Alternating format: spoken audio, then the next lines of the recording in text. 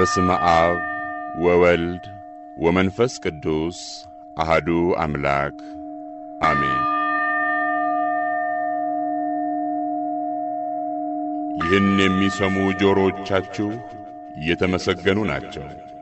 ድምፀ ተዋህዶ ድምፀ ተዋህዶ የኢትዮጵያ ኦርቶዶክስ ተዋህዶ ቤተክርስቲያንን ትምህርተ ሃይማኖት፣ ሥርዓተ እምነትና ክርስቲያናዊ ትውፊትን የሚያስተምር የሬዲዮ መርሃ ግብር ነው። ድምፀ ተዋህዶ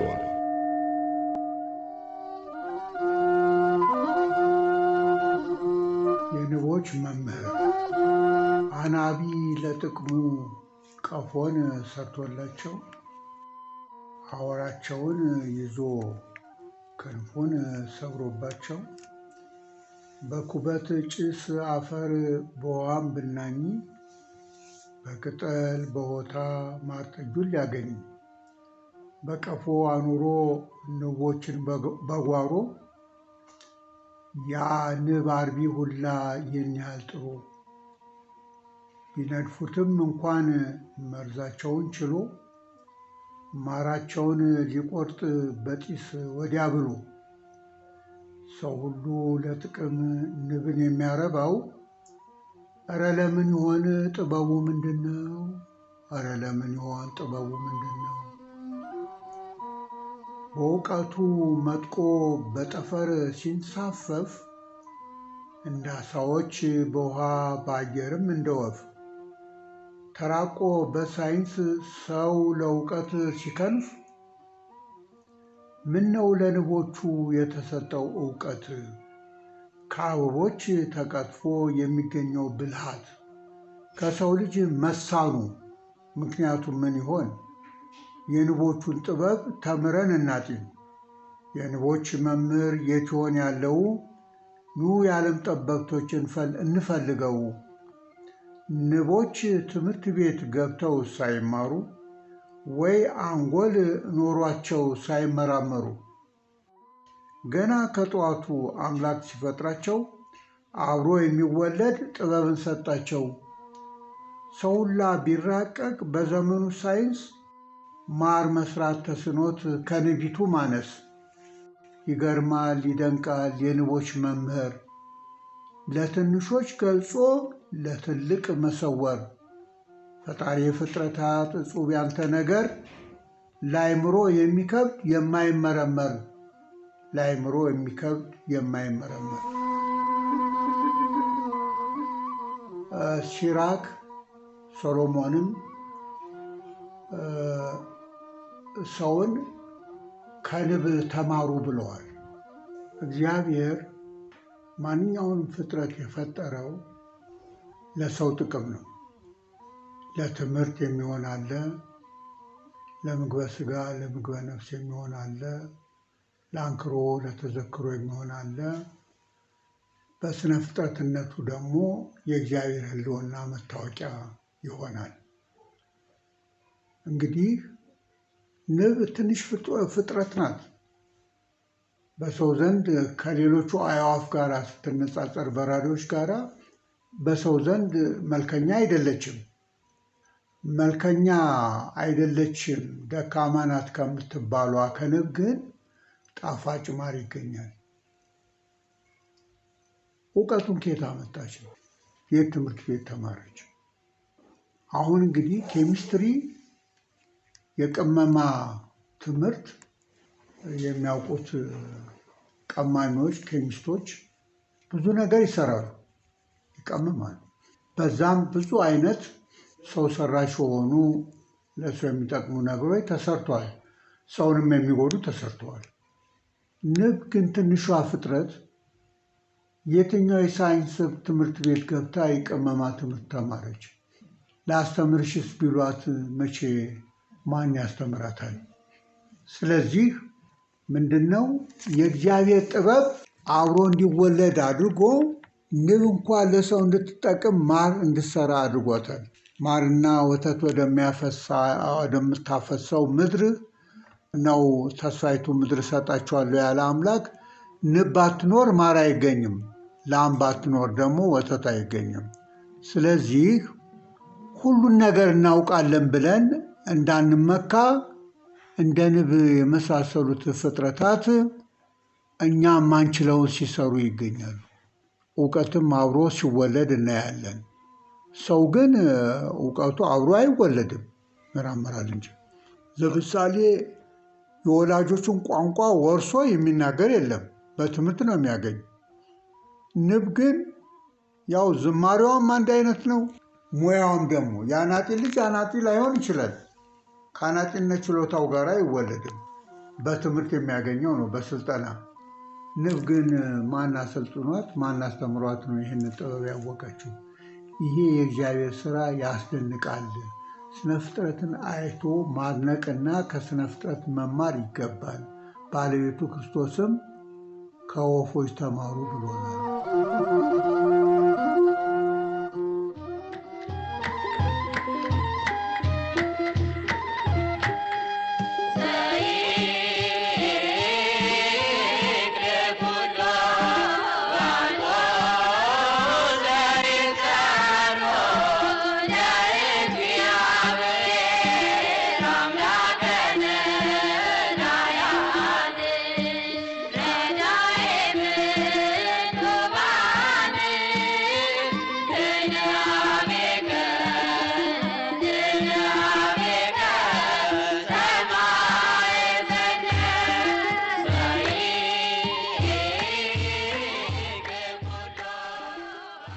ሰላም ጤና ይስጥልን የተወደዳችሁ አድማጮቻችን እንደምን ቆይታችኋል? ይህ በኢትዮጵያ ኦርቶዶክስ ተዋሕዶ ቤተክርስቲያን በሰንበት ትምህርት ቤቶች ማደራጃ መምሪያ በማህበረ ቅዱሳን የሚዲያ አገልግሎት ተቋም እየተዘጋጀ ወደ እናንተ የሚደርሰው የድምጸ ተዋሕዶ የሬዲዮ መርሃ ግብራችን ነው። የተወደዳችሁ አድማጮቻችን የዛሬ ዕለተ ሰንበት ሰኔ 21 ቀን 2018 ዓ.ም የሬዲዮ መርሃ ግብራችንን መምህር መላከ ሰላም ታዬ አብርሃም የንቦች መምህር በሚል ርዕስ ባዘጋጁት የስንኝ ቋጠሮ ጀምረናል። ከግጥሙና ግጥሙን ተከትሎ ከሰጡት ማብራሪያ በጣም ሰፊ ቁም ነገር እንዳገኛችሁ ተስፋ እናደርጋለን። ለመምህራችን ለመላከ ሰላም ታዬ አብርሃም እግዚአብሔር አምላካችን ቃለ ሕይወት ያሰማልን። በነገራችን ላይ የተወደዳችሁ አድማጮቻችን መምህራችን መላከ ሰላም ታዬ አብርሃም በሰላመ ቅዱስ ገብርኤልን የምስጋና ጸሎት የተመለከተ ትምህርት ከቅርብ ጊዜ በኋላ ወደኛ የሚያደርሱ ይሆናል። ይህንኑ መልእክት በዚህ አጋጣሚ ለማስተላለፍ ወደን ነው። እንደተለመደው ሁሉ በዛሬው መርሃ ግብራችን ልዩ ልዩ ዝግጅቶችን ከያሬዳዊ ዝማሪያት ጋር በማቀናጀት ወደ እናንተ ለማድረስ አስፈላጊውን ቅድመ ዝግጅት ሁሉ አጠናቀናል። እስከ መርሃ ግብራችን ፍጻሜ ድረስ አብራችሁን ቆዩ። የመንበረ ልዑል ቅዱስ ማርቆስ ቤተክርስቲያን የሆህተ መንግስተ ሰማያት ሰንበት ትምህርት ቤት ዘማሪያን ዘይክል ኩሎ አልቦ ዘይሰአኖ ለእግዚአብሔር አምላከ ነዳያን እያሉ የሚዘምሩት ዝማሬ ተከታዩን የአየር ሰዓት ይይዛል። ይህን ዝማሬ መጠናቀቅ ተከትሎ ደግሞ የንነጋገርበት ዝግጅታችን ይደመጣል። በዛሬው የንነጋገርበት ዝግጅታችን ክርስቲያኖች በዚች ዓለም ውስጥ እንዴት እንኖር ለሚለው ጥያቄ ምላሽ የያዘ መርሃ ግብር ነው። ክፍል 1 ነው የምናቀርብላችሁ። ጋዜጠኛ ታሪኳ አራርሶ ከመምህር ቢተወደድ ወርቁ ጋር ያካሄደችውን ውይይት እናቀርብላችኋለን። እስከ መርሃ ግብራችን ፍጻሜ ድረስ አብራችሁ እንድትቆዩ በአክብሮት እንጋብዛለን። Yeah.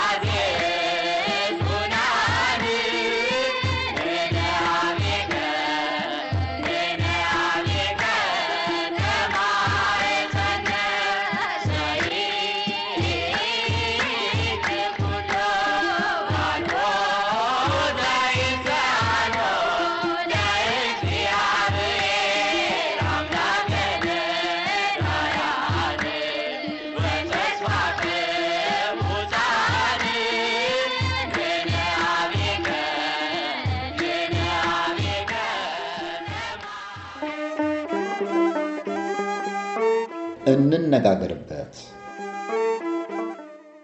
ይህ በልዩ ልዩ ርዕሰ ጉዳዮች ላይ መሰረት የሚያደርጉ ውይይቶች የሚቀርቡበት የሬዲዮ ዝግጅታችን ነው። በዚህ የእንነጋገርበት ዝግጅታችን ከመምህራንና በቤተ ክርስቲያን አገልግሎት ዘርፎች ከተሰማሩ አካላት ጋር የሚደረግ ጥልቅ ውይይት ይቀርብበታል። የእንነጋገርበት ዝግጅታችን በድምፀ ተዋሕዶ ሬዲዮ ይቀርባል። እንነጋገርበት። ሰላም የተወደዳችሁ አድማጮቻችን እንደምን ቆይታችኋል? መድኃኒታችን ኢየሱስ ክርስቶስ በቅዱስ ወንጌል ላይ በእኔ ሳላችሁ በዓለም ብዙ መከራ አለባችሁ በማለት ለጊዜው ለቅዱሳን ሐዋርያት በፍጻሜው ለክርስቲያኖች ሁሉ ተናግሯል። የዮሐንስ ወንጌል ምዕራፍ 16 ቁጥር 33። ይህ አምላካዊ ቃል ትናንትና ለነበሩ ዛሬም ላለን ወደፊትም ለሚነሱ ክርስቲያኖች ሁሉ የተነገረ ነው። በመሆኑም ይህ ቃል በዚህኛው ዓለም በተጋድሎ ውስጥ የምትገኝ ቅድስት ቤተ ክርስቲያን ለሚያጋጥሟት ተግዳሮቶች እንደ መንስኤ ሆኖ ተነግሯል። የተነገረው ሁሉ ጊዜው ደርሶ ሲፈጸም ይኸውም ክርስቲያኖች በክርስትናቸው ምክንያት ብቻ ልዩ ልዩ ፈተና ሲያጋጥማቸው በአላውያን ነገስታትና በመናፍቃን በሚደርስባቸው ተቃርኖ መሸበር፣ መደንገጥ፣ ተስፋ መቁረጥና የመሳሰሉ የመንፈስ መታወክ ውስጥ ሳይገቡ ሰማዕታተ ጽድቅ ሊሆኑ ይገባቸዋል። ለዚህም እንዲረዳቸው የቀደሙት ቅዱሳን ሰማዕታትን ሕይወተ ተጋድሎ ሊመረምሩ ያስፈልጋቸዋል። የዛሬው የእንነጋገርበት ዝግጅታችን ትኩረቱን በዚህ ርዕሰ ጉዳይ ላይ ያደርጋል። በውይይታችን ለምናነሳቸው ጥያቄዎች ምላሽ እየሰጡን አብረውን ቆይታ የሚያደርጉት መምህር ቢተወደድ ወርቁ ናቸው። ክቡራን አድማጮቻችን ከውይይታችን ጠቃሚ ምክርና ትምህርት እንደምታገኙ ተስፋ እናደርጋለን። አብራችሁን ቆዩ። መምህር ቢተወደድ እንኳን ወደ ዝግጅት ክፍላችን በደህና መጡ እያል ወደ ጥያቄያችን እናልፋለን። የመጀመሪያው ጥያቄ ምንድነው? ቅድስት ቤተ ክርስቲያን ከተመሰረተችበት ጊዜ አንስቶ መከራ ተለይቷት አያውቅም። ከርኩሳን መናፍስት ከመናፍቃንና ከአላውያን ነገስታት አንጻር የሚደርስባትን መከራ በተመለከተ የእርሷ አስተያየት ምንድን ነው? በዚህ አንጻር ጌታችን ምን ብሏል? እሺ እንግዲህ ለጥያቄው እጅግ አድርጌ አመሰግናለሁ። እንደተባለው ቅድስት ቤተ ክርስቲያናችን ከተመሰረተችበት ጊዜ አንስቶ መከራ ተለይቷት አያውቅም። እንግዲህ መከራ ተለይቷት አያውቅም ብቻ ሳይሆን ወደፊትም እስከ ምጽአተ ክርስቶስ ሙሽራዋ መድኃኔ ዓለም ኢየሱስ ክርስቶስ መጥቶ ከዚህ ዓለም ፈተና አላቆ ሰውሮ መንግስተ ሰማያትን እስከሚያወርሳት ድረስ ቅድስት ቤተ ክርስቲያን ከፈተና ተለይታ አትኖርም። ከዚህ በፊት ከመጣችበት መንገድ አንጻር ብቻ ሳይሆን ለወደፊትም የምትሄድበትን የምትጓዝበትን መንገድ ስንመለከት ቅድስት ቤተ ክርስቲያናችን እስከ ዓለም ፍጻሜ ድረስ እንግዲህ ቅድስት ቤተ ክርስቲያን ስንል አንደኛ ማህበረ ምእመናን ማለታችን ነው። የክርስቲያኖች ህብረት፣ የክርስቲያኖች አንድነት፣ የክርስቲያኖች ስብስብ ማለታችን ነው። ሁለትም ሶስትም ሆናችሁ በስሜ ብትሰበሰቡ እኔ በመካከላችሁ እገኛለሁ ብሎ መድኃኒታችን ኢየሱስ ክርስቶስ እንደተናገረው የክርስቲያኖች ህብረት፣ የክርስቲያኖች አንድነት ቤተክርስቲያን ይባላል። አንድም ደግሞ ቤተክርስቲያን የምንለው እያንዳንዱ ክርስቲያን ነው። ቅዱስ ጳውሎስ በቆሮንቶስ መልእክቱ ደጋግሞ እንደነገረልን እናንተ የእግዚአብሔር ሕንጻ ናችሁ፣ እናንተ የእግዚአብሔር እርሻ ናችሁ፣ እናንተ የእግዚአብሔር ቤተ መቅደስ ናችሁ ብሎ በአንደኛ ቆሮንቶስ መልእክቱ ምዕራፍ 3 ቁጥር 9 እና ቁጥር 16 ላይ ደጋግሞ እንደተናገረው እያንዳንዱ ክርስቲያንም ቤተክርስቲያን ተብሎ ይጠራል።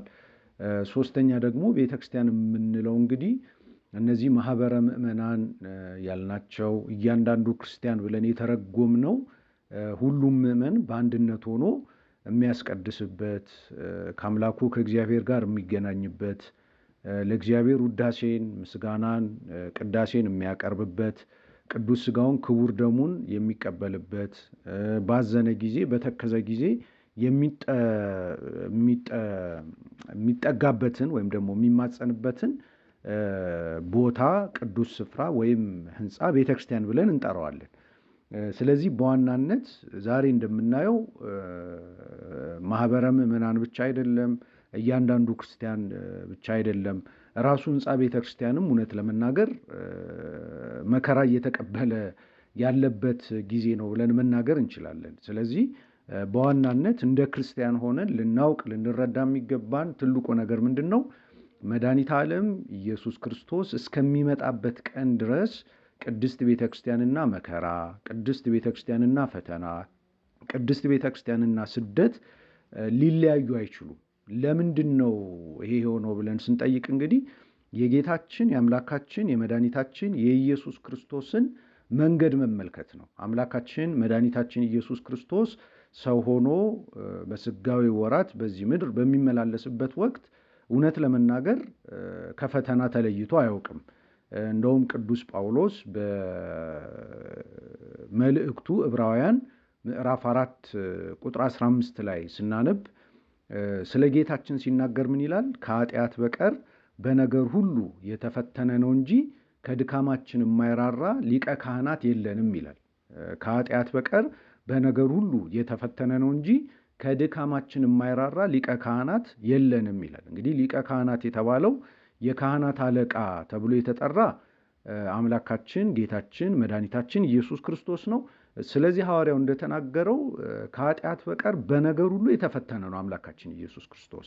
ስለዚህ እርሱ በዚህ ዓለም ላይ ከኃጢአት በቀር በነገር ሁሉ ተፈትኖ እንዳለፈ ሁሉ እርሱ ራስ ነው፣ ቤተ ክርስቲያን ደግሞ አካሉ ናት። ስለዚህ ራሷ የሆነ ክርስቶስ በዚህ ዓለም ላይ በፈተና እንዳለፈ ሁሉ አካል የተባለች ቅድስት ቤተ ክርስቲያንም ከፈተና ተለይታ ልትኖር አትችልም። ከፈተና ተለይታ ትኑር ማለት ከራሷ ከኢየሱስ ክርስቶስ ትለይ ብሎ እንደመናገር ይሆናል። ስለዚህ ጌታችን አምላካችን መድኃኒታችን ኢየሱስ ክርስቶስ በዚህ ዓለም ላይ በፈተና በመከራ በስደት እንዳለፈው ሁሉ ቅድስት ቤተ ክርስቲያንም እርሱ ያለፈባቸውን መንገዶች በሙሉ ታልፋቸዋለች ማለት ነው። ይህንን በተመለከተ ራሱ መድን ክርስቶስ ሲናገር ምን ብሏል? በሌላ ስፍራ በዮሐንስ ወንጌል ምዕራፍ 16 ቁጥር 33 ላይ በዓለም ሳላችሁ መከራ አለባችሁ፣ ነገር ግን አይዟችሁ እኔ ዓለምን አሸንፌዋለሁ ይላል። እንግዲህ እዚህ ጋር ማስተዋል ያስፈልጋል። በዓለም ሳላችሁ መከራ አለባችሁ። እንግዲህ በዓለም ሳላችሁ መከራ አለባችሁ ብሎ ጌታችን ኢየሱስ ክርስቶስ ከተናገረ ይሄ መከራ በዋናነት ስለዚህ መከራ የተናገረው ስለ ቅድስት ቤተ ክርስቲያን ነው። ስለዚህ ክርስቶስ በዓለም ሳላችሁ መከራ አለባችሁ ብሎ ከተናገረ እውነተኛይቱ ቤተ ክርስቲያን እስከ ፍጻሜ ዓለም ድረስ መከራ ይኖርባታል ማለት ነው፣ ፈተና ይኖርባታል። ለምን? ራሷ ኢየሱስ ክርስቶስ በመከራ ስላለፈ ማለት ነው። በዓለም ሳላችሁ መከራ አለባችሁ፣ ነገር ግን አይዟችኋል። አሁን በመከራ ማለፍ ብቻ ሳይሆን ቤተ ክርስቲያን መከራውንም ታሸንፋለች ማለት ነው። እንግዲህ ምዕመናን ይህንን መከራ ያሸንፋሉ። ምክንያቱም ባለቤቱ መድኃኔ ዓለም ክርስቶስ ምን አለ? በዓለም ሳላችሁ መከራ አለባችሁ፣ ነገር ግን አይዟችሁ እኔ ዓለምን አሸንፌዋለሁ። እኔ ዓለምን እንዳሸነፍኩ እናንተም ዓለምን ታሸንፋላችሁ ብሎ ተናግሯል ማለት ነው። በጣም የሚደንቀው ነገር አምላካችን መድኃኒታችን ኢየሱስ ክርስቶስ ቅዱሳን ሐዋርያቱን እንኳን ለስብከተ ወንጌል ወደ ዓለም ከማሰማራቱ አስቀድሞ ትልቁ የነገራቸው ነገር ምንድን ነው ብለን ብንናገር ስለ ክርስቶስ ስለ እርሱ የሚቀበሉትን መከራ ነው። ለምሳሌ በማቴዎስ ወንጌል ምዕራፍ 5 ቁጥር 11 ላይ ምን ይላል? ማቴዎስ ምዕራፍ 5 ቁጥር 11 ላይ ሲነቅፏችሁ ሲያሳድዷችሁ በእኔም ምክንያት ክፉን ሁሉ በውሸት ሲናገሩባችሁ ብፁዓን ናችሁ ይላል። እንግዲህ ምንድን ነው ከዚህ ቃል የምንረዳው? አንደኛ ቤተ ክርስቲያን ተብለው የሚጠሩ ምዕመናን፣ ማህበረ ምዕመናን ወይም ራሷ ቤተ ክርስቲያን በዚህ ዓለም ስትኖር ነቀፋ ይገጥማታል ማለት ነው። አሁን ዛሬ እንደምናየው ለምሳሌ ቅድስት ቤተ ክርስቲያናችን በልዩ ልዩ ወገኖች ብዙ ነቀፌታዎች አሉባት። ባላደረገችው ነገር ባላደረገ ንጽሕት ሆና ሳለ ቤተ ክርስቲያናችንን በብዙ ነገር ይወቅሷታል። በእርግጥ ለመነቀፏ ምክንያት የምንሆን አንዳንዴ እኛ ነን። ነገር ግን ቅድስት ቤተ ክርስቲያን እንደ ቤተ ክርስቲያን የምትሳሳት አይደለችም። አገልጋዮቿ ልንሳሳት እንችላለን፣ ልጆቿ ልንሳሳት እንችላለን። ቅድስት ቤተ ክርስቲያን ግን እንደ ቤተ ክርስቲያን የምትሳሳት አይደለችም። ስለዚህ እኛ በምንሳሳተው ስህተት ትነቀፋለች። ሲነቅፏችሁ እንግዲህ አጠቃላይ ስለ ቤተ ክርስቲያን ነው ክርስቶስ የሚናገረው። ሲነቅፏቸው አለ። ስለዚህ ቤተ ክርስቲያን በዚህ ዓለም ስትኖር ነቀፋ ይገጥማታል። ሁለተኛው ሲያሳድዷችሁም አለ። ይሄ ማለት ምን ማለት ነው? ቤተ ክርስቲያን ስደትም ይገጥማታል ማለት ነው። ክርስቶስ አልተሰደደም? ተሰዷል። ስለዚህ ልክ ክርስቶስ እንደተሰደደ የእርሱ አካል የሆነች ቤተክርስቲያንም ትሰደዳለች ማለት ነው። ሲያሳድዷችሁ በእኔም ምክንያት ክፉን ሁሉ በውሸት ሲናገሩባቸዋል። ሌላው ቤተክርስቲያን በውሸት ትከሰሳለች፣ በሐሰት ትከሰሳለች። ዓለም በውሸት በሐሰት መክሰስ ልማዱ ነው። ዲያብሎስም እንግዲህ የቅዱሳን ከሳሽ ተብሏል። ሰይጣንም በሐሰት መክሰስ ልማዱ ነው። ቤተክርስቲያን ትከሰሳለች። ክፉን ሁሉ በውሸት ሲናገሩባችሁ ብፁዓን ናቸው አለ ክርስቶስ። የተመሰገናችሁ ናችሁ፣ ዋጋችሁ በሰማያት ታላቅ ነውና ደስ ይበላችሁ፣ ሐሴትንም አድርጉ፣ ከእናንተ በፊት የነበሩትን ነቢያትን እንዲሁ አሳደዋቸዋልና ይላል። ስለዚህ ነቢያት ራሳቸው የቅድስት ቤተክርስቲያን አካል ናቸው። የቤተክርስቲያን አካል ስለሆኑ ሲሰደዱ ኖረዋል፣ ሲታረዱ ኖረዋል፣ ሲገረፉ ኖረዋል፣ ሲከሰሱ ኖረዋል። ይህንን ነው መድኃኒታችን ኢየሱስ ክርስቶስ የተናገረው። የመጀመሪያ ነው። ሁለተኛው ተመሳሳይ በሆነ መልኩ ቅዱሳን ሐዋርያትን ወደ ዓለም ለስብከተ ወንጌል ሲያሰማራቸው እንኳን የሰጣቸው ትልቅ ማስጠንቀቂያ ምንድን ነው? ፈተና ይገጥማችኋል፣ መከራ ይገጥማችኋል፣ ስለዚህ ተጠንቀቁ ነው። እንዲህ ይላል የማቴዎስ ወንጌል ምዕራፍ 10 ከቁጥር 16 ጀምሮ ብናነበው፣ እንደው አለፍ ብለን ብናነበው ካነሳነው ነጥብ አንጻር እንዲህ ይላል። ለምሳሌ ማቴዎስ 10 ቁጥር 16 ጀምሮ እንዲህ ይላል፣ እኔ ግን እንደ በጎች በተኩላዎች መካከል እልካችኋለሁ። ስለዚህ በጎች የተባሉት ምዕመናን ናቸው። በተኩላ የተመሰለ ደግሞ የዓለም ነው። ስለዚህ ቤተክርስቲያን ያለችው እንደ ተኩላ ክፉ ጠባይ ባላቸው ሰዎች መካከል ነው። ይህንን ወንጌል ነው የሚናገረው። ስለዚህ ምን አለ? እንደ እባብ ልባሞች እንደ ርግብም የዋሆች ሁኑ ብሎ በምን አይነት መልኩ መኖር እንደሚገባን ካስተማረ በኋላ ምን አለ? ነገር ግን ወደ ሸንጎ አሳልፈው ይሰጧችኋል፣ በምኩራቦቻቸውም ይገርፏችኋል፣ ከሰዎች ተጠበቁ አለ። አሁን እንግዲህ እዚህ ጋር ማስተዋል ያስፈልጋል። ቤተ ክርስቲያን ለሸንጎ ተላልፋ ትሰጣለች። እንደገና ደግሞ ልጆቿም ይገረፋሉ፣ ግርፋት ይገጥማቸዋል። ከዚያ አያይዞ ምን አለ? አምላካችን ኢየሱስ ክርስቶስ እንዲህ ብሎ ተናገረ። ክፉ ሰዎች ይከቧቸዋል፣ ክፉ ሰዎች ይገጥሟቸዋል። ስለ ቤተ ክርስቲያን ነው የሚያወራው። እንግዲህ አትፍሯቸው፣ የማይገለጥ የተከደነ የማይታወቅም የተሰወረ ምንም ነገር የለም። በጨለማ የምነግራችሁን በብርሃን ተናገሩ፣ በጆሮም የምትሰሙትን በሰገነት ላይ ስበኩ። ስጋንም የሚገድሉትን ነፍስን ግን መግደል የማይቻላቸውን አትፍሩ። በቃ አትፍሩ። ለምንድን ነው እንዲህ ያለው ጌታችን ኢየሱስ ክርስቶስ? መከራ ይገጥማችኋል፣ ፈተና ይገጥማችኋል ብሎ መናገሩ። ስለዚህ በዋናነት ልንረዳ የሚገባው ልናውቅ የሚገባው ትልቁ ነገር ምንድን ነው? ቤተክርስቲያን በዚህ ዓለም ስትኖር፣ ቤተክርስቲያን ስንል እንደው በዋናነት እንግዲህ ማህበረ ምዕመናን ማለታችን ነው። እንደገና ደግሞ እንደ ግልም ስናየው እያንዳንዳችን ቤተክርስቲያን እንባላለን፣ ህንፃ ቤተክርስቲያኑም ጭምር ዛሬ እንደምናየው። ስለዚህ ቤተክርስቲያን መከራ ሊገጥማት ግድ ነው። ያው መከራ ይገጥማታል፣ ፈተና ይገጥማታል፣ ውጣ ውረድ ይገጥማታል። ለምንድን ነው እንዲህ የሚገጥማት? ራሷ ኢየሱስ ክርስቶስ በመከራ ስላለፈ። እንደገና ይህችም ጽዋ ከእኔ ትለፍ ብሎ ደግሞ ሊቃውንቱ እንደሚያስተምሩት ያ እሱ የተቀበለውን መከራ ለቤተ ክርስቲያን እስከ ዓለም ፍጻሜ ድረስ ስላስተላለፈላት ቤተ ክርስቲያን ከዚህ ሁሉ ይህንን ሁሉ መከራ ውጣ ውረድ ታልፋለች ማለት ነው። በዋናነት ይህን ነው። በጣም የሚደንቀው ነገር በዕለተ ምጽአትም የመምጣትና የዓለም መጨረሻ ምልክቱ ምንድን ነው ብለው ጌታችን ኢየሱስ ክርስቶስን በጠየቁት ጊዜ ጌታችን እንደ ምልክት ካስቀመጣቸው ነገሮች መካከል አንዱ ምንድን ነው? በቅድስት ቤተክርስቲያን ላይ ፈተና ይበዛል፣ መከራ ይበዛል ብሎ ነው እንደ ምልክት ያስቀመጠው። እንደው ይህንን ሐሳብ ጠቅለል ለማድረግ ያክል ሁለት ነገሮች እናንሳ። የመጀመሪያው ምንድን ነው?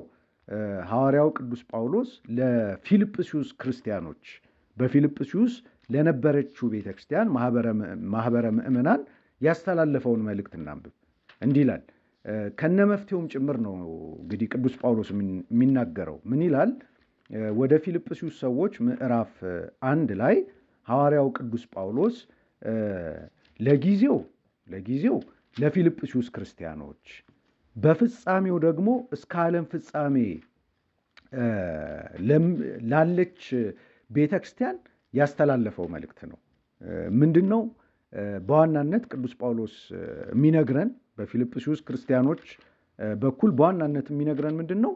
ቤተክርስቲያንና ተጋድሎ ሊለያዩ አይችሉም ነው የሚለው። እንዲህ ይላል የቅዱስ ጳውሎስ መልእክት ወደ ፊልጵስዩስ ሰዎች ምዕራፍ 1 ቁጥር 27 ጀምሮ እንዲህ ይላል። ይሁን እንጂ መጥቼ ባያችሁ ወይም ብርቅ በአንድ ልብ ስለ ወንጌል ሃይማኖት አብራችሁ እየተጋደላችሁ አብራችሁ በአንድ ልብ ይላል። ስለ ወንጌል ሃይማኖት እንግዲህ ተዋሕዶ ሃይማኖታችን የወንጌል ሃይማኖት ናት። መሰረቷ ወንጌል ነው። ስለዚህ ምን አለ? በአንድ ልብ ስለ ወንጌል ሃይማኖት አብራችሁ እየተጋደላችሁ በአንድ መንፈስ እንድትቆሙ ስለ ኑሯችሁ ሰማ ዘንድ ለክርስቶስ ወንጌል እንደሚገባ ኑሩ ይልና ምን ይላል? በአንድ ነገር እንኳ በተቃዋሚዎች አትደንግጡ ይላል። ይሄ ነው ኃይለ ቃሉ። በተቃዋሚዎች አትደንግጡ። አሁን መፍትሄውም እየነገረን ነው። አሁን በዚህ ዘመን ያለን ክርስቲያኖች ቤተክርስቲያን ላይ መከራ ሲበዛ፣ ቤተክርስቲያን ላይ ስደት ሲበዛ፣ ክርስቲያኖች ላይ እንደው እንደምናየው ዛሬ እንደምንሰማው ግድያው ሲበዛ አብያተ ክርስቲያናት ህንፃ አብያተ ክርስቲያናት ፈረሱ እንዲሆኑ ተብለን ስንሰማ ማዘን አለብን፣ ማልቀስ አለብን። እንደገና ደግሞ ክርስትናችንንም ማጥበቅ አለብን። እንደ ክርስቲያን ደግሞ መፍትሄ መፈለግ አለብን። የታወቀ ነገር ነው። ነገር ግን ምንድነው ያለው ቅዱስ ጳውሎስ? እንዳትደነግጡ፣ በተቃዋሚዎች አንድ ነገር እንኳን እንዳትደነግጡ ይልና ምን ይላል? ይህ ለእነርሱ የጥፋት ለእናንተ ግን የመዳን ምልክት ነው። ይህ ከእግዚአብሔር ነው። ይህ ስለ ክርስቶስ ተሰጥቷቸዋልና ስለ እርሱ መከራ ደግሞ ልትቀበሉ እንጂ በእርሱ ልታምኑ ብቻ አይደለም ማለት። አሁን እንግዲህ ክርስቶስን ያመንነው ወይም ቅድስት ቤተ ክርስቲያን የክርስቶስ አካል ተብላ ክርስቶስን የተከተለች ወይም የምታመልከው ምእመን በማመን ደረጃ ብቻ ልታምነው ብቻ አይደለም፣ በእርሱ ስላመነች የሚመጣባትን መከራ ጭምር እንድትቋቋም ነው ቤተ ክርስቲያን የተጠራችው። ለዚህ ነው ቅዱስ ጳውሎስ በእርሱ ልታምኑ ስለ እርሱ መከራ ደግሞ ልትቀበሉ እንጂ በእርሱ ልታምኑ ብቻ አይደለም አለና እርሱ ያለፈበትን መንገድ ደግሞ ሲነግረን ምን ይላል? በእኔ ያያችሁት አሁንም በእኔ እንዳለ የምትሰሙት ያው መጋደል ደርሶባቸዋል ይላል። ስለዚህ በዋናነት እንደው ጠቅልል አድርገን ስንመለከተው እንደ አንድ ክርስቲያን በዚህ ዘመን ቤተክርስቲያናችን ላይ እየወረደ ያለውን ይሄን የመከራ ናዳ ስንመለከት እንደ ክርስቲያን መረዳት ያለብን ነገር ምንድን ነው? ይሄ ለቅድስት ቤተክርስቲያናችን ክርስቶስን በማመኗ ምክንያት የተሰጣት ጸጋ ነው። እንደውም ምን ይላል እዚያ ቅዱስ ጳውሎስ? ይህንን መከራ እኮ ካላለፍን እንደ ክርስቲያን የእግዚአብሔርን መንግስት ልንወርስ አንችልም።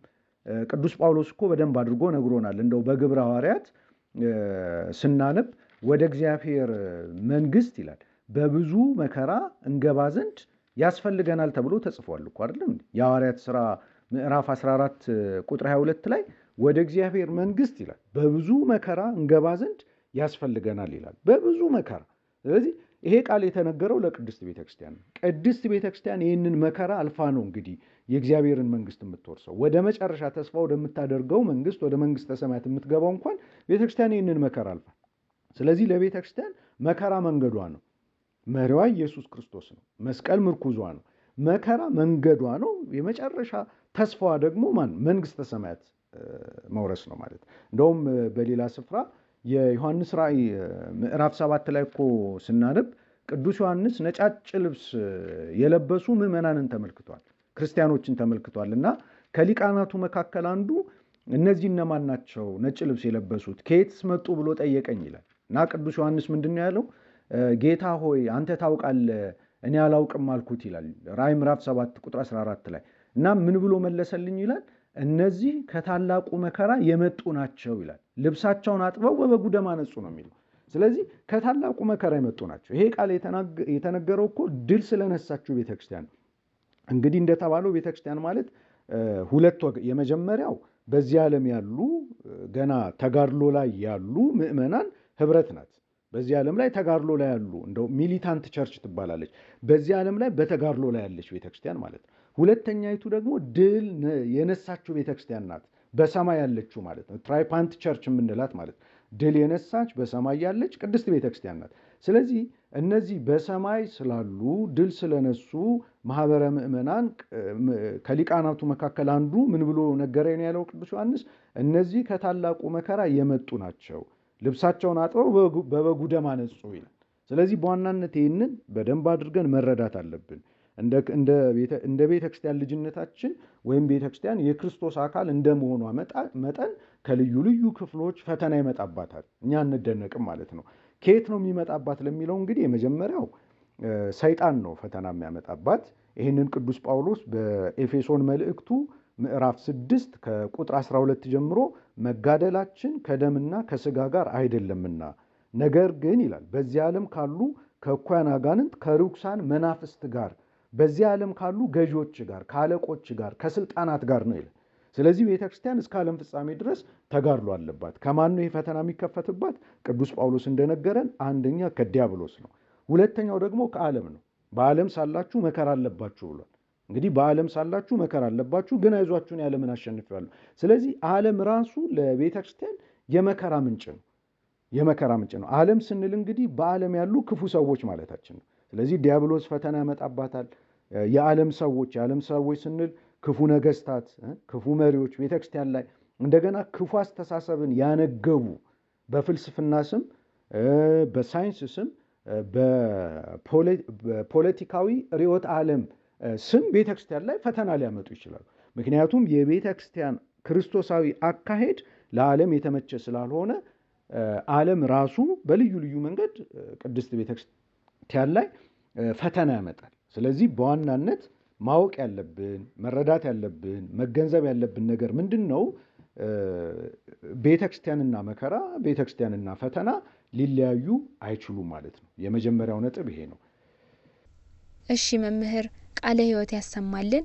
ወደ ሁለተኛው ጥያቄ ሳልፍ ቤተ ክርስቲያን በምትገኝበት አንጻር ድል አድርጋ በሰማይ ያለችና በተጋድሎ በዚህ ምድር ያለች በሁለት ተከፍላ ትታያለች። በዚህ ዓለም በተጋድሎ ያለችው ለገጠሟት ፈተናዎች ምን አይነት ምላሽ ስትሰጥ ቆየች?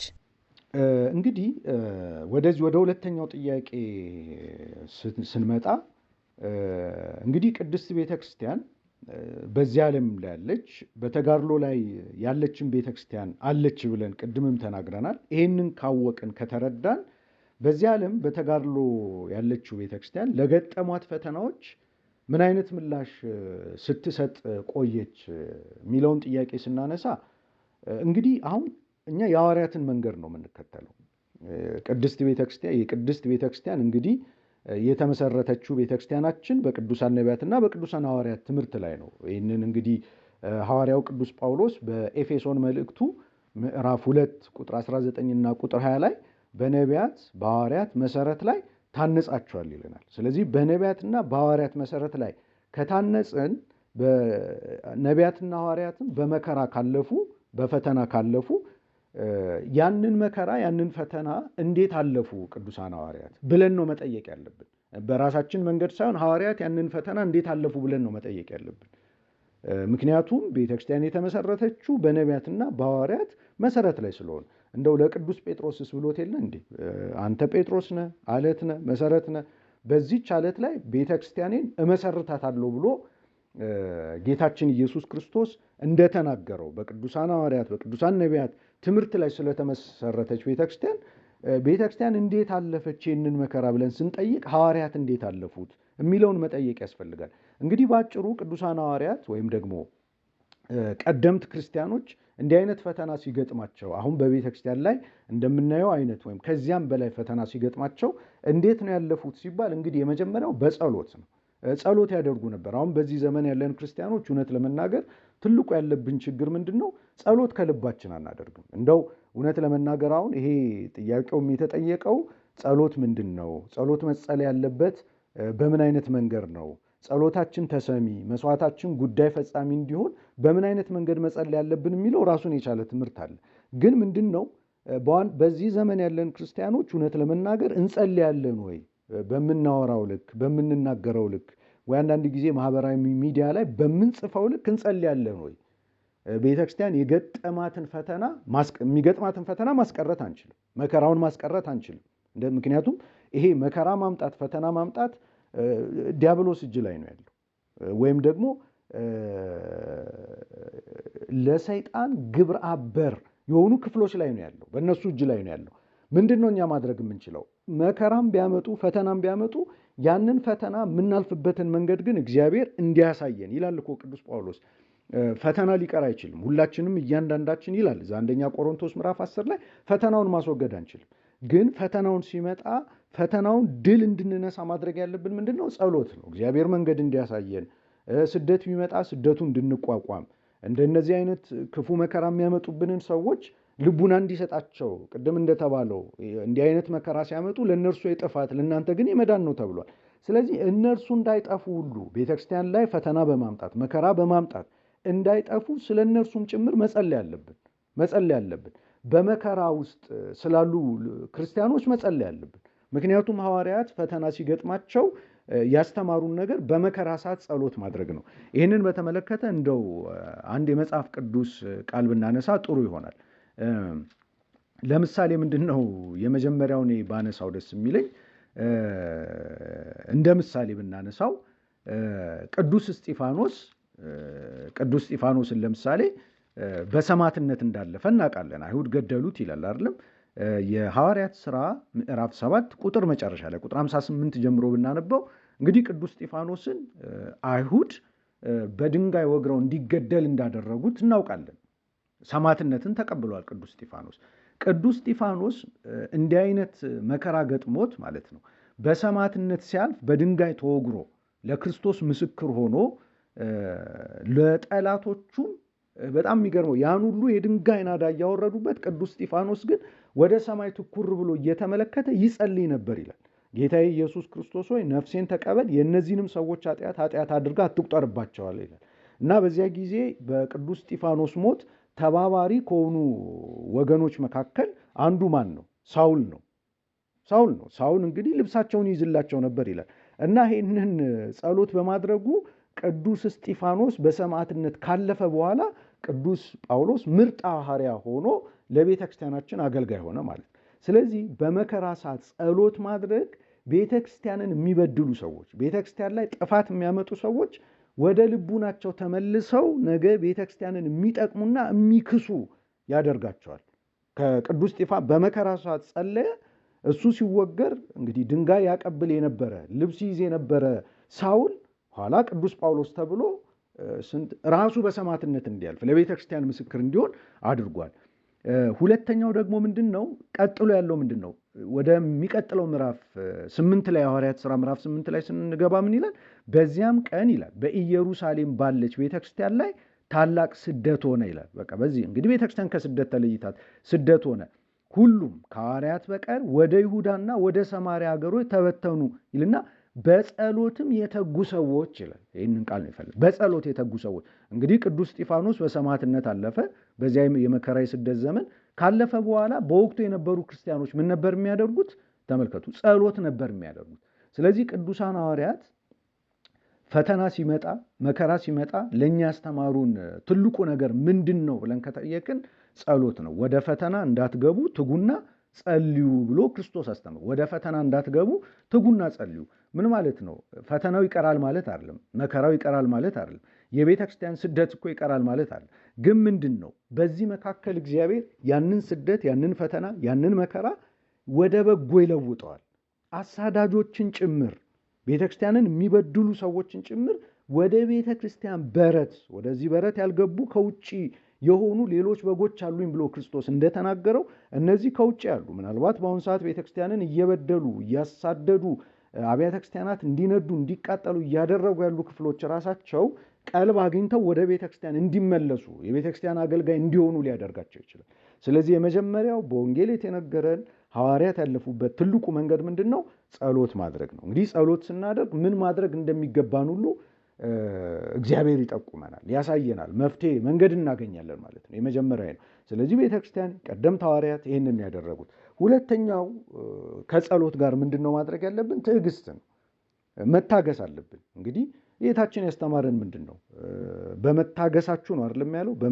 በመታገሳችሁ ነፍሳችሁን ታድናላችሁ ነው። እስከ መጨረሻው የሚጸና እርሱ ይድናል ይላል ማቴዎስ ምዕራፍ 24 ላይ። አዎ መከራ ይመጣል፣ ስደት ይመጣል፣ ፈተና ይመጣል። በዚህ መካከል ግን ከቤተ ክርስቲያን ወይም ከክርስቲያኖች የሚጠበቀው ትዕግስትን ገንዘብ ማድረግ ነው። በመታገሳችሁ ነፍሳችሁን ታድናላችሁ፣ እስከ መጨረሻው የሚጸና እርሱ ይድናል ብለው ሐዋርያት አስተምረውናል። መታገስ ነው።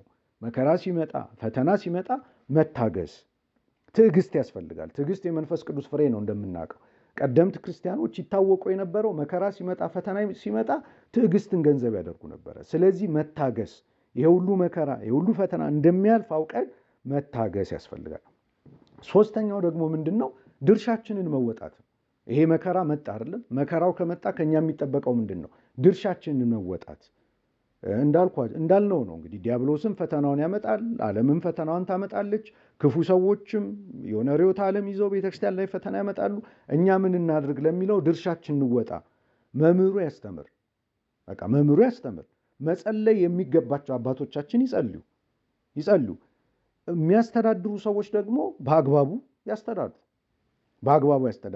እያንዳንዳችን ክርስቲያኑ ሁላችንም ድርሻ ስላለን ድርሻችንን በአግባቡ እንወጣ። በቃ እኛ ስራችን እንስራ። አሁን የሌላውን እንዲደረሰ ብለን መናገር ብቻ ሳይሆን እያንዳንዳችን በቤተ ክርስቲያናችን ያለንን ድርሻ ሚና ተገንዝበን ተረድተን ሚናችንን የሚያስተምረው ያስተምር፣ የሚሰብከው ይስበክ፣ የሚመክረው ይምከር፣ የሚያስተባብረው ያስተባብር፣ የሚመራው የሚያስተዳድረው ይምራ ያስተዳድር፣ የሚጸልየው ይጸልይ። ምዕመናንን በጎቹን መጠበቅ ያለበት ደግሞ በጎቹን ይጠብቅ። እያንዳንዳችን ድርሻችን እንወጣ። ድርሻችን ላይ ነው እኛ ትኩረት ማድረግ ያለብን በዋናነት። ስለዚህ ይሄ እኛ ማድረግ ያለብን ምንድን ነው? ያው መጸለይ ያለብን፣ ትዕግስትን ገንዘብ ማድረግ አለብን። ሶስተኛ ድርሻችንን መወጣት አለብን ነው። ወደ አራተኛው ነጥብ ስመጣ እንግዲህ በዋናነት በዚህ ዘመን ራሳችንን ለሰማዕትነት ማዘጋጀት ነው። መከራው ቢመጣ ፈተናው ቢመጣ ተሰቀን እንዴት እግዚአብሔር ከቤተ ክርስቲያን ጋር ካለ ይሄ ሁሉ ነገር ለምን ይመጣል ብለን ጭራሽ እግዚአብሔርን አምተነው ቤተ ክርስቲያንን ጥለን ከመውጣት ይልቅ ልክ ቅዱስ ጳውሎስ እንደተናገረው እዚያ ሮሜ ምዕራፍ 8 ቁጥር 35 ላይ ከክርስቶስ ፍቅር ማን ይለየናል? መከራ ነውን? ችግር ነውን? ስደት ነውን? ስቃይ ነውን? ሐዘን ነውን? መራቆት ነውን? ስላንተ ቀኑን ሙሉ እንታረዳለን ብሎ ተናግሯል። ሮሜ ምዕራፍ 8 ላይ ቁጥር 35 ላይ። ስለዚህ ከእያንዳንዱ ክርስቲያን የሚጠበቀው ምንድን ነው? ሊመጣ ያለው ይመጣል፣ አይዘገይም። ጻድቅ ግን በእምነት ይኖራል ተብሎ ተጽፏል። እንደዚህ ዕብራውያን ላይ ስናነብ ዕብራውያን ላይ ቅዱስ ጳውሎስ ምን ይላል? ሁለት ነገር ነው እንግዲህ። አንዱ መጽናት እንደሚገባን ነው ቅዱስ ጳውሎስ ያስተማረው።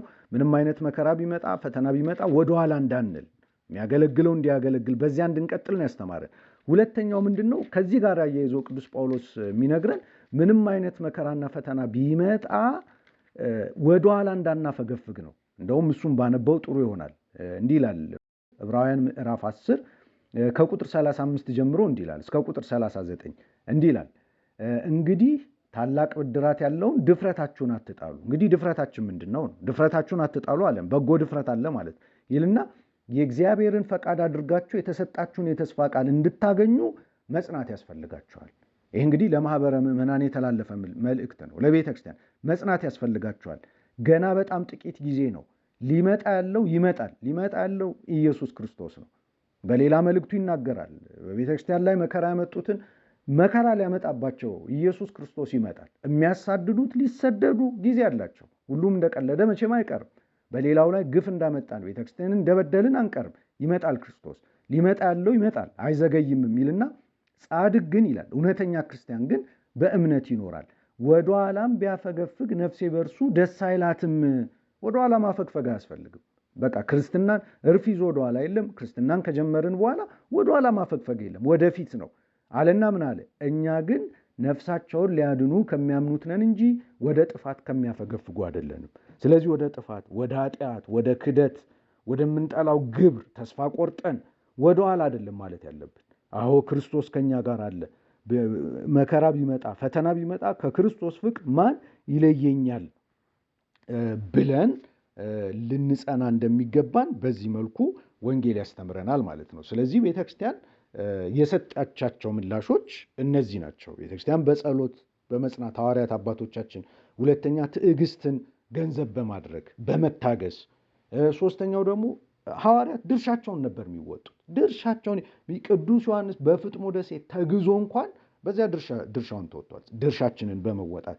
ሌላው በመጽናት ከክርስቶስ ፍቅር ማን ይለየኛል በሚል የሐዋርያትን ቃል አድርገን የሐዋርያትን አንደበት በማድረግ ነው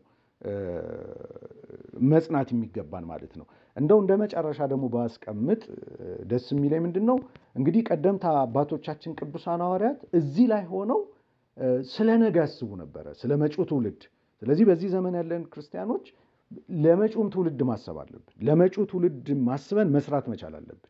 ምክንያቱም ቤተክርስቲያን እስከ ዓለም ፍጻሜ ድረስ ከእናንተ ጋር ነኝ ብሏል ጌታችን ለሐዋርያት። ሂዱና አሕዛብን በአብ በወልድ በመንፈስ ቅዱስ ስም እያጠመቃችኋቸው ያዘዝኳችሁንም ሁሉ እያስተማራችኋቸው ደቀ መዛሙርት ያድርጓቸው እኔም እስከ ዓለም ፍጻሜ ድረስ ከእናንተ ጋር ነኝ። እንግዲህ ሐዋርያት በስጋ እስከ ዓለም ፍጻሜ አይኖሩም። በስጋ አልፈዋል እነሱ ሐዋርያት አይደለም በስጋ እስከ ዓለም ፍጻሜ ግን የምትኖር ማን ናት? ቤተክርስቲያን ናት። ክርስቶስ እየተናገረ ያለው ለቅድስት ቤተክርስቲያን እስከ ዓለም ፍጻሜ እስከ ነገ የምትኖር ከሆነ ነገ ለትውልዱ የሚበጅ ስራ መስራት ከኛ ይጠበቃልና ቤተክርስቲያን በእነዚህ መንገዶች አልፋለች ማለት ነው። እግዚአብሔር ይስጥልኝ።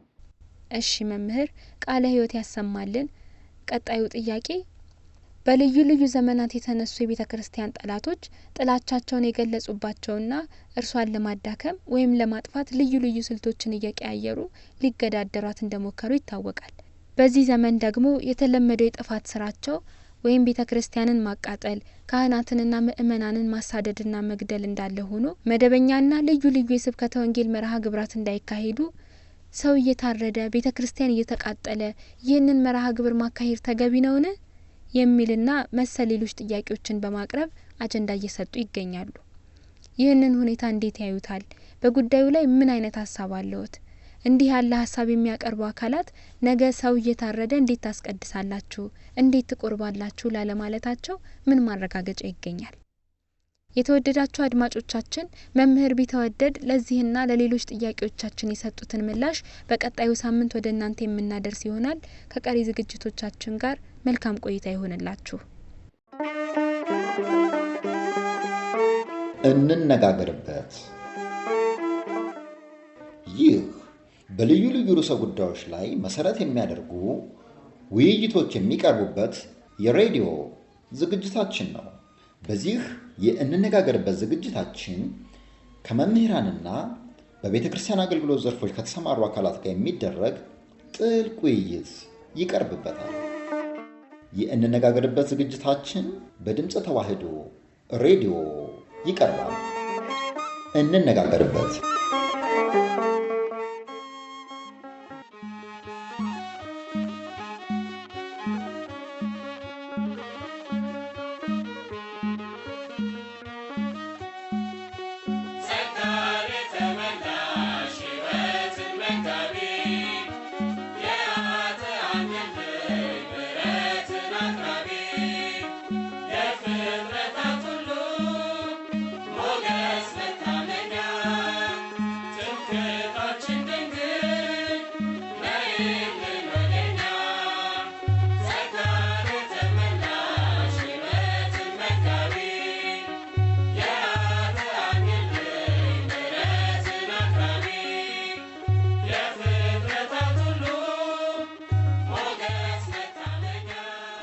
የእንነጋገርበት ዝግጅታችንን አድምጠን ነው የተመለስነው።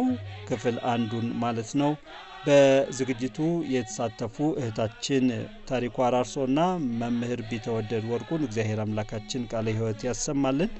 በነገራችን ላይ ተከታዩንና ሁለተኛውን ክፍል በቀጣዩ ሳምንት እንደምናቀርብ ቃል ገብተናል። እንግዲህ እየሰማነው ያለነው ደብረ ኃይል ቅዱስ ራጉኤል ቤተክርስቲያን ሰንበት ትምህርት ቤት መዘምራን ጸጋን የተመላሽ እያሉ የሚዘምሩት ዝማሬ ነው። ይሄንኑ ዝማሬ እናደምጣለን። ከመቤታችን ከቅድስት ድንግል ማርያም ወላዲተ አምላክ በረከት ረድኤት ያሳትፈን።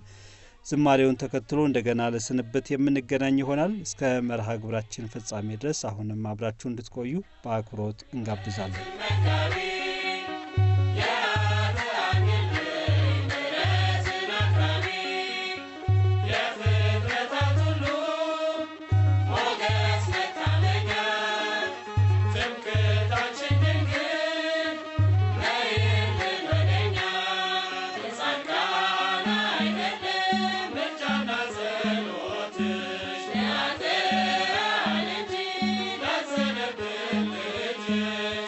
Let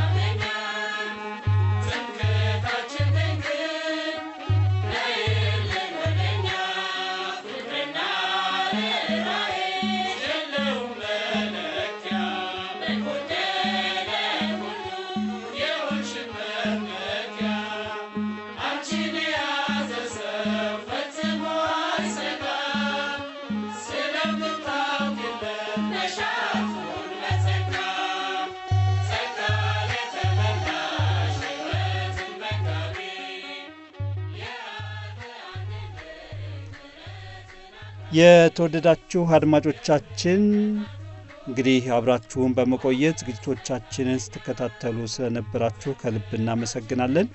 ለዛሬ ሰኔ 21 ቀን ያዘጋጀነው የሬዲዮ መርሃ ግብራችን ወደ መጠቃለሉ እየተቃረበ ነው። ከቀሪ የማህበረ ቅዱሳን የቴሌቪዥን ዝግጅቶች ጋራ መልካም ቆይታ እንዲሆንላችሁ በመመኘትና እነርሱንም እንድትከታተሉ በመጋበዝ ከወዲሁ እንሰናበታለን። የዕለቱን መርሃ ግብር በመምራትና ዝግጅቶቹንም በማስተዋወቅ እኔ ቀሲስ ዮሴፍ ይኩኖ አምላክ አብሬያችሁ ቆይቻለሁ። የእግዚአብሔር አብ ጸጋ፣ የእግዚአብሔር ወልድ ፍቅር፣ የእግዚአብሔር መንፈስ ቅዱስ አንድነት ቸርነት፣ የእመቤታችን የቅድስት ድንግል ማርያም ወላዲተ አምላክ አማላጅነት፣ የቅዱሳን አባቶቻችንና እናቶቻችን በረከታቸው፣ ድል የማትነሳ ጥርጥር የሌለባት ንጽሕት ቅድስት ተዋሕዶ እምነታቸው በእኛ ላይ ጸንታ ትኑር ለዘላለሙ አሜን።